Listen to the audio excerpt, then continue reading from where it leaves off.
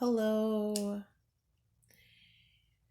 This is going to be entitled Here's What the Main Relationship Issue Is. This is not for everyone, it's for those who are having relationship issues and really would like to get to the bottom of them. Here is a pick a card reading prepared for you guys. This is A and B.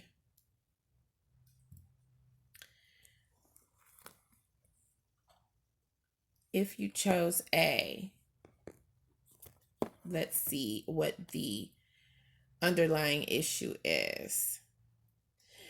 This person is coming across as secretive, and actually, on the inside, this person is seeking perfection in a world where it arguably doesn't exist.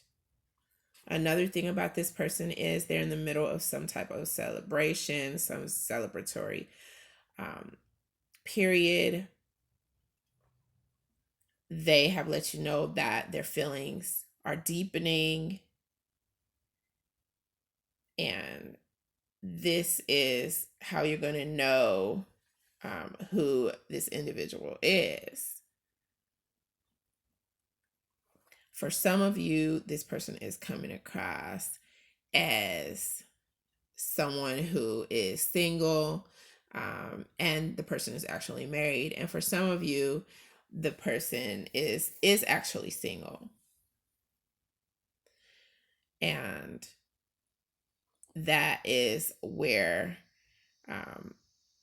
everything is being scrunched up and a little bit dragged out and stressful. That's how it's becoming stressful, because this person is seeking perfection. They didn't find it in the last person, and they're not going to find it anywhere else. I mean, maybe you are perfect and they will be happy, fully happy. However, there is going to be some nitpicking at some time, especially when people are irritated or not in the best of moods. In fact, all of the married people need to give themselves a hand. At least they're not interested in dating during COVID-19. Don't get me wrong. It's great to have a pool of 19 people to choose from if you have that. Knowing that if you get your feet wet and catch something, it's nothing that a few pills or a shot can't cure. And it's another thing to know that there's something that people can catch now that there's no cure for. You have to weather that stuff out. COVID-19 has changed the dating world quite a bit. There is still dating online, though. Have you guys ever seen a profile that warned fat women need not apply? Probably not, because then you were prone to seeing something that said men with jacked up teeth need not apply. Because people are too perfectionistic nowadays. That's what the problem is. Some people don't even want to date someone who uses profanity. I used to be a non-cursor myself. And I used to have a friend in high school who used to threaten to beat people up if they cursed around me. She used to say, I don't curse around her, and neither are you. And people used to listen because she was packing. She was backpacking. When I told my daughter that I used to be a non-cursor, she goes, "You've changed a lot, mommy." And it's true. I picked up cursing in the military because no one used to listen to anyone unless they were cursing. You could walk into a room and say good morning and get no response, or walk into a room and say morning motherfuckers, and get responses that were equally as appealing. It's really hard to insult someone if you don't curse, as I'm sure many of you may have already noticed. If you've ever felt the need to insult someone, you could wind up yelling something like cocaine eyes, which, given the right context, could actually be considered a compliment. He just looked into my eyes and felt much, much better.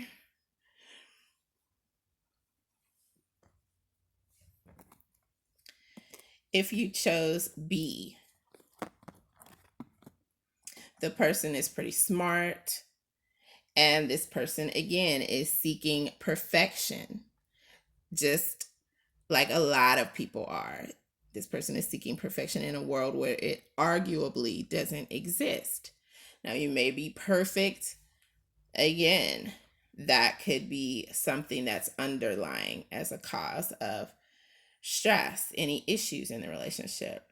This person is going through something. This person is having a pretty hard time, a pretty tough time. And this person is an insomniac. So this person either talks to you during times when you're trying to rest, or when this person should logically be getting some sleep, and this person isn't doing so, because this person is really in the middle of a trial where this person is seeking perfection that is not something that they're going to be able to find in all actuality. They actually want too much. And so that's where the underlying issue is inside of the relationship. So now that you know what the actual issue is surrounding, it will be easier to muster up some way of approaching what's going on, so that you'll be able to deal with it a little bit better if you don't decide to